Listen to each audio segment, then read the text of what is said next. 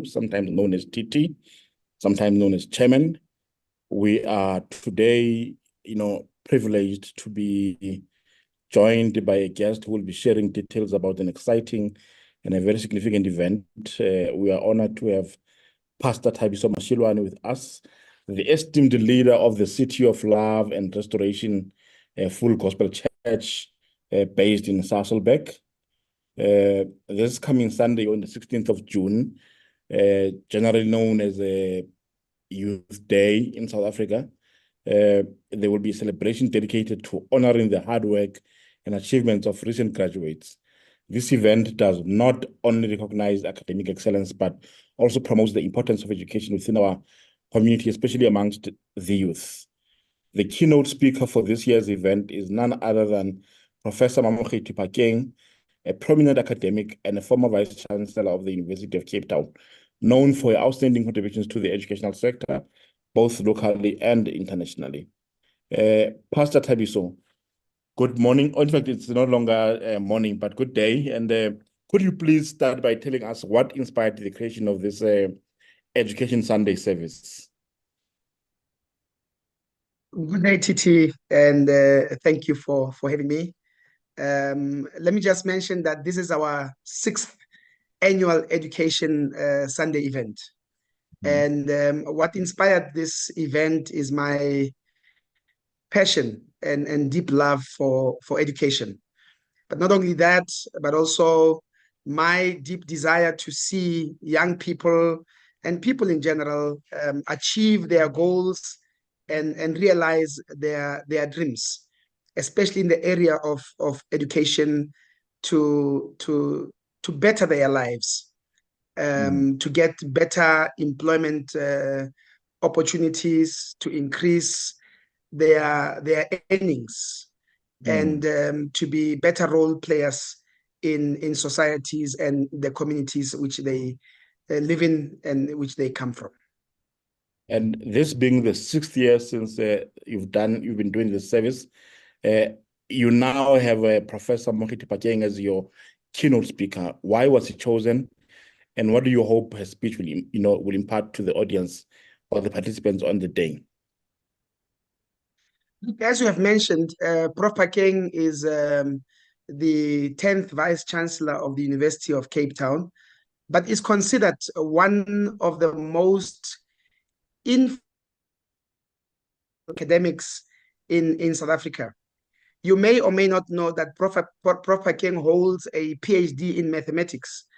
Now, mathematics is one of the subjects that are considered to be very difficult, and one of the subjects that are needed as an entry requirement for most qualifications at university. And I think we all know that most children or learners in schools struggle with mathematics. And we hope that bringing such a person as Prof. Pakeng, who has studied mathematics all the way to PhD, that will be inspirational enough. And we hope that through her speech, she will ignite some love for mathematics and bring a different perspective about mathematics to young people and learners in schools. And can you share with us just some of the highlights we can expect during this year's service? Like, what are the key things that you would like the participants from that service to take away with?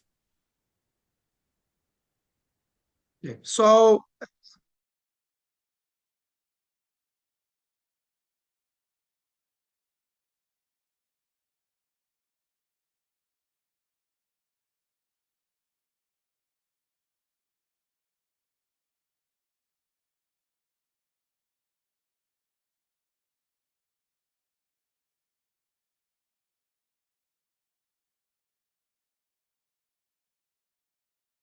of South Africa.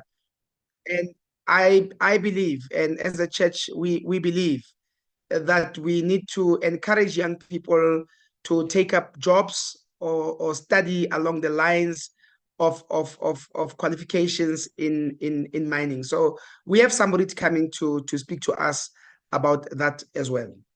You know, Ntate, I think I don't know if it's fine to call you Ntate. Is that okay? That is okay, sir. That is fine. That's what I am. All right, thanks. You know, I think your church is taking quite a refreshing and a very unconventional sort of departure from doing religion. Mostly religion has just been only spiritual and praying for people's problems and not taking a practical way out in terms of resolving the people's problems. What has inspired this approach for you? The very scriptures that we read, the very scriptures that we preach from. The Bible does clearly say that faith without works is dead. And we believe, I have been an ardent believer that I cannot only preach to people without practicalizing the word that I preach. And this is not only with regards to education. Our church does various projects. For example, we take care of the needy. We take care of the elderly. We take care of the widows, not only in our church, but in the community. The issue of homelessness, those are the issues that we take seriously as a church. And on an annual basis, we take care of the homeless and the orphans. We believe, or I believe as a minister, in practical ministry. The Lord Jesus would not just preach, but the Lord Jesus would also give them fish and would give them food as well. So I believe very much, yes, I believe very much in practical ministry. I believe that the church has got to play a role and be impactful in the community where it operates. I believe that people must run to the church before they run to the municipality whenever there's disaster in the community, whenever there are challenges in the community. We certain social ills are not only for government. The church has got to clap hands with government in ensuring that we resolve the social ills that we face in our communities. And that is what City of Love and Restoration is there for in the community of Zamdela. I always say that have to move in that area for whatever reason.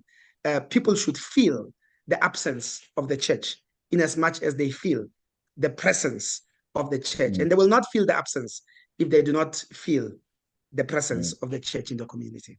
Yeah, because that was about to be the next question I was going to ask you as to how have you been received as a church in the community? But we can see, you know, the people to whom you are giving help will always more or less receive you well. But the communities such as the business community in Sasolburg, Zamdela area, especially the big corporate environment there, are they supportive of the initiatives that the church is taking in the community? I'm going to be very honest with you and say to you that a lot of the support that we get is from outside of Sasolburg.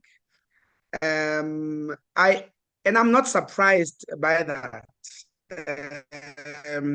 The Bible does say that a prophet is not without honor except in his own hometown and among his relatives.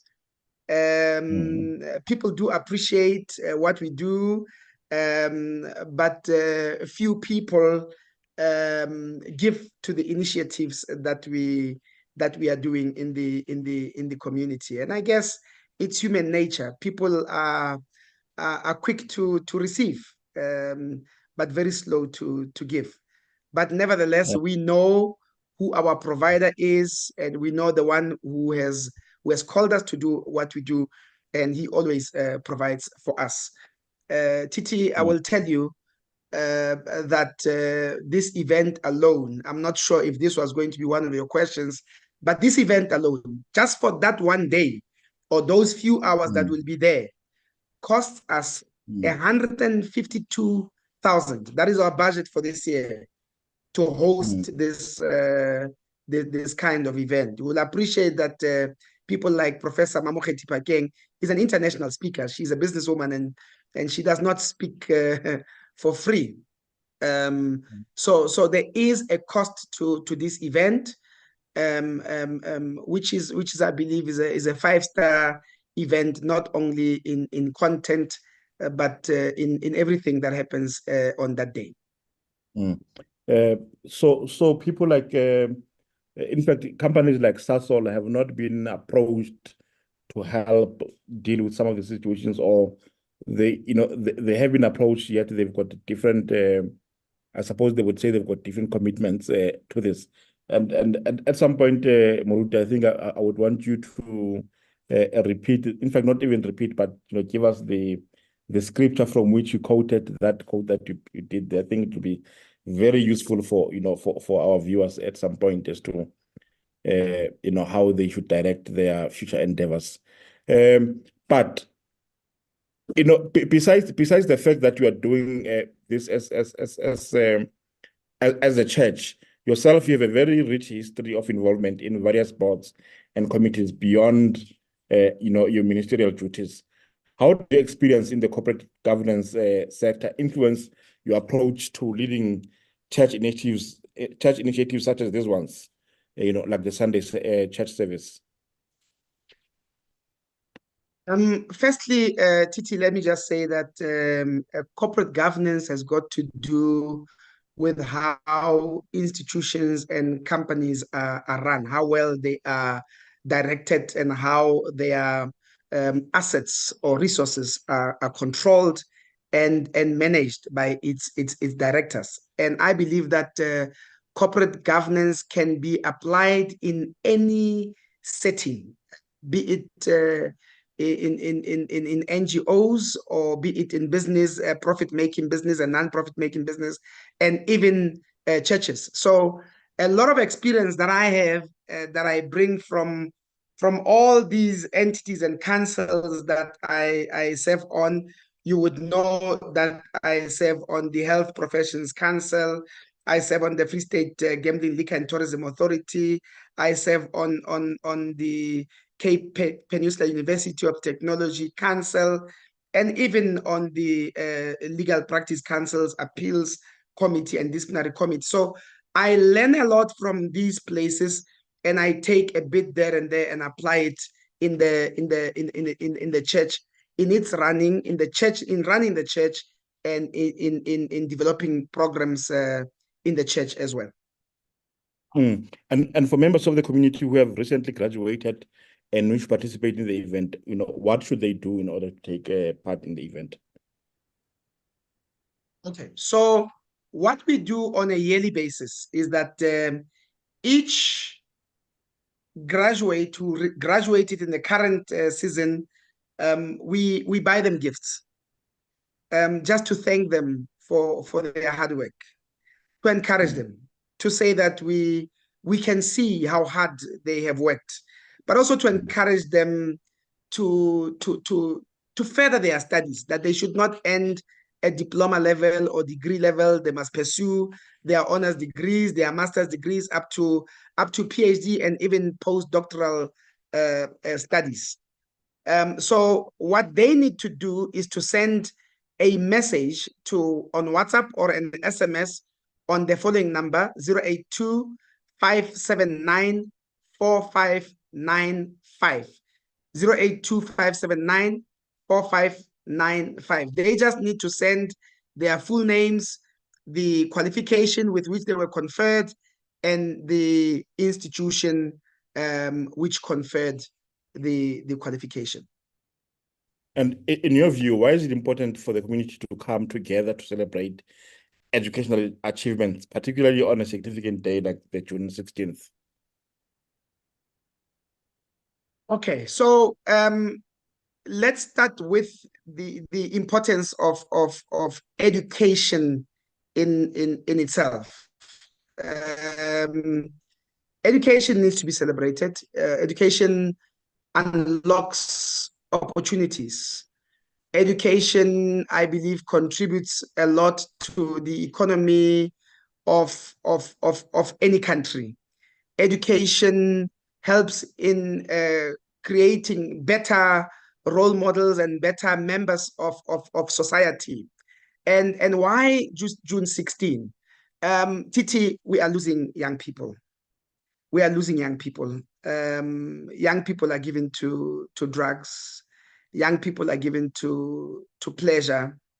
Young people have lost ambition, have lost the drive to achieve anything meaningful with their lives. Mainly because some would argue that it would not help to go and study education because of the high unemployment rate. But education goes beyond just enabling you to get an opportunity for employment. But education illuminates the mind, and education sharpens one's thinking. If you have gone to school and gotten even your junior degree, you are never the same person. The way you present things, the way you argue, the way you know, it just makes you a different person. And what we need to do, we need to win our young people back. And as a pastor in Sasolburg, I refuse to watch young people die, to watch young people destroy their lives when I can do something, or when we can do something as a church to contribute to the transformation and the betterment of their lives. Of course, I cannot change the whole society, but I believe that in the little corner where God has deployed me, where God has planted me, and instructed me to work and transform the lives of these people, not only through the word.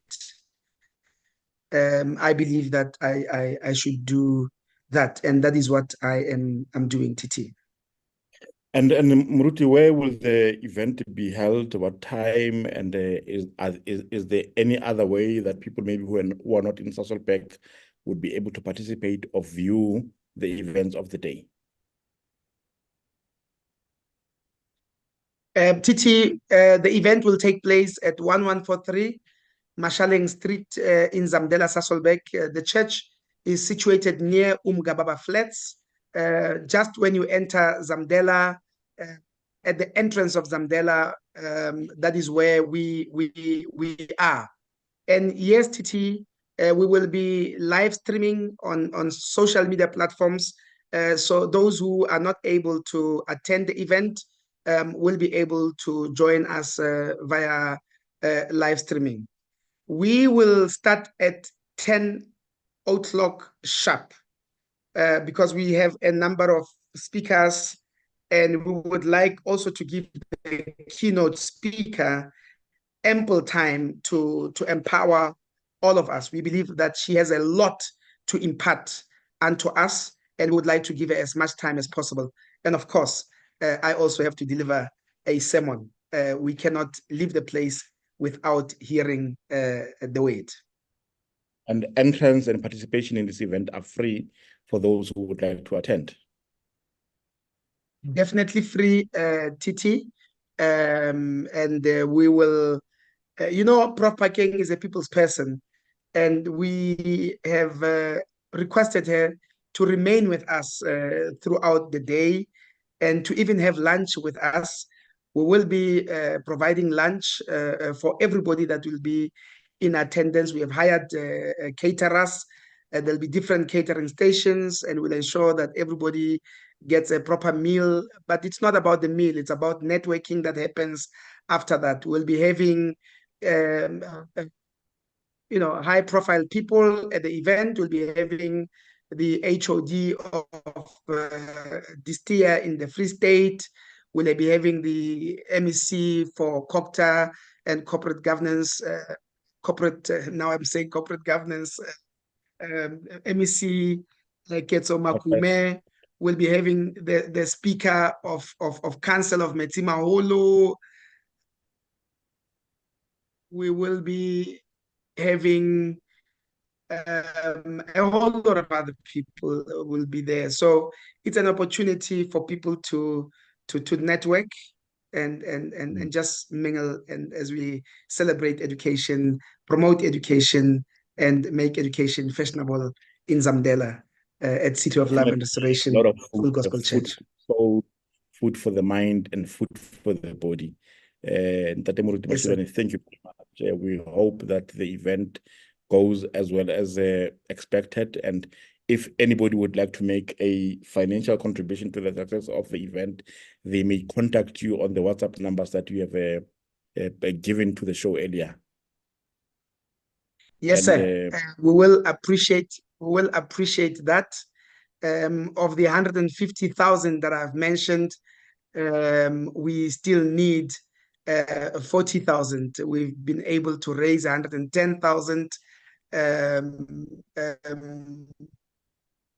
Just the marquees alone that we have hired there have cost us 30,000, and that's a discounted price. So we are still trusting God between today and Sunday for an additional 40,000, sir. Thank you very much. All the best. And yeah, we wish you all the best. Thank you so much. Thank you ever so much for having me, TT. It was a pleasure. Thank you. Our pleasure. Reverend Mashiloane of the Restoration City of Love and Restoration Church, found in Sasolburg. They are having a very important, I would want to call it a seminar for young people, but it's a Sunday service. They're inviting Professor Mamokgethi Phakeng, former Vice Chancellor of the University of Cape Town, a PhD holder in mathematics. They have various stakeholders there. We hear that the MEC for COCTA is in attendance. The HOD for Distia will also be in attendance.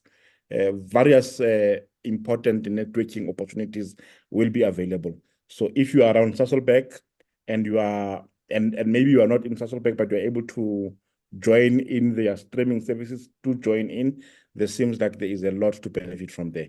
Thank you very much. We'll be back with yet another interview in a few minutes.